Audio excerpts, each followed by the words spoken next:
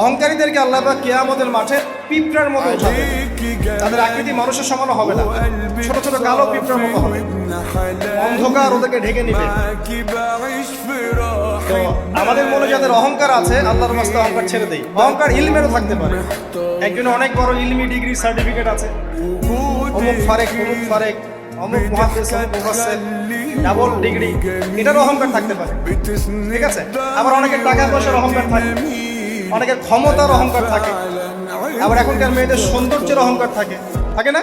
এক এক মানুষের এক একটা অহংকার।